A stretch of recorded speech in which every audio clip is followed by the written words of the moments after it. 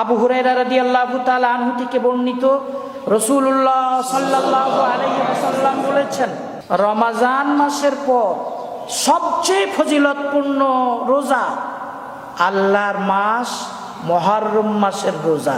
আশুরার দিন সম্পর্কে বেশ কিছু বিদআত আছে। খিচুড়ি খাওয়ানো, শরবত পান করানো, তাজিয়া বের করা, কালো কাপড় পরা, মাতম করা, বুক চাপড়ানো, পিঠে জঞ্জির মারা, কোন কোন এলাকায় আবার সুরমা লাগানো, শোক মিছিল করা, এই ধরনের যত রকমের প্রথা আশুরা দিনে দেখা যায় সবগুলোই লা আসলা লাহু, ভিত্তিহীন, লাইসা মিনাদ দীনি ফি শাই, ধর্মের কোরআন ও সুন্নাহ দ্বারা প্রমাণিত কোনো বিধান নয়, এগুলো বিদআত, অবশ্যই বর্জনীয়। সাহাবী আব্দুল্লাহ ইবনে আব্বাস রাদিয়াল্লাহু তাআলা আনহুমা বলছেন, আমি নবী সাল্লাল্লাহু আলাইহি ওয়াসাল্লাম এই আশুরার দিন ছাড়া অন্য কোনো দিন এটা দেখিনি যে তিনি বেশি ফজিলতপূর্ণ মনে করে খোঁজ খবর নিয়ে রোজা রেখেছেন। বিসমিল্লাহির রহমানির রহিম। আলহামদুলিল্লাহি রাব্বিল আলামিন, ওয়াসসালাতু ওয়াসসালামু আলা সাইয়্যিদিল মুরসালিন ওয়া আলা আলিহি ওয়া আসহাবিহি আজমাইন।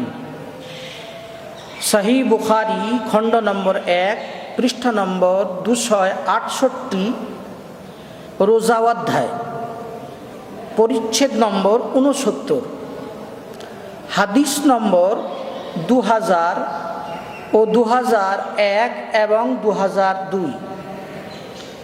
আরবি 3টে হাদিস পড়া হয়েছে। ইমাম বুখারী রাহিমাহুল্লাহ লিখছেন, বাবু সিয়ামি ইয়াউমি আশুরা, আশুরার দিন রোজা রাখার বর্ণনা।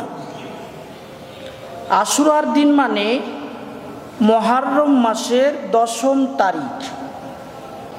এই দিন রোজা রাখার কি ফজিলত আছে না আছে, ইমাম বুখারী রাহিমাহুল্লাহ সে কথাই লিখছেন।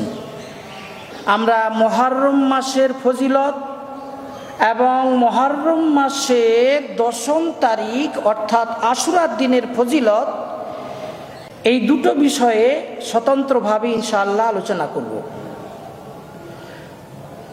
মুহররম মাসের ফজিলত সম্পর্কে মনে রাখা দরকার যে এই পবিত্র মাসের দুটো ফজিলত আছে।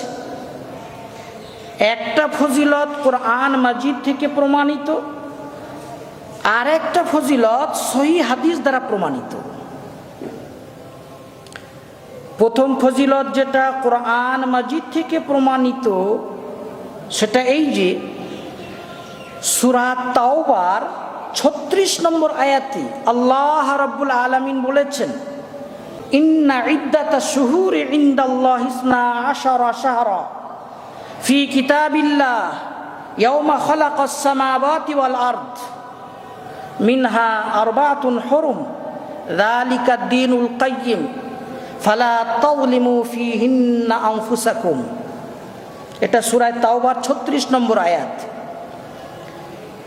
আল্লাহ রাব্বুল আলামিন যেদিন আসমান ও জমিন সৃষ্টি করেছেন সেই দিন থেকে আল্লাহ রাব্বুল আলামিনের বিধান 12 মাসে 1 বছর হয়। এই 12টা মাসের মধ্য থেকে 4টে মাস এমন আছে যে 4টে মাসে ঝগড়া বিবাদ করা, বিশেষ করে যুদ্ধ করা কি আল্লাহ রাব্বুল আলামিন নিষিদ্ধ করেছেন। এটা হলো সরল দিন। আল্লাহ রাব্বুল আলামিন বলছেন, ফালা তাযলিমু ফীহিন্না আনফুসাকুম, সুতরাং তোমরা এই মাসগুলোতে যুদ্ধ করে, ঝগড়া বিবাদ করে নিজেদের উপরে জুলুম অত্যাচার করো না। এই যে সূরা তাওবার 36 নম্বর আয়াত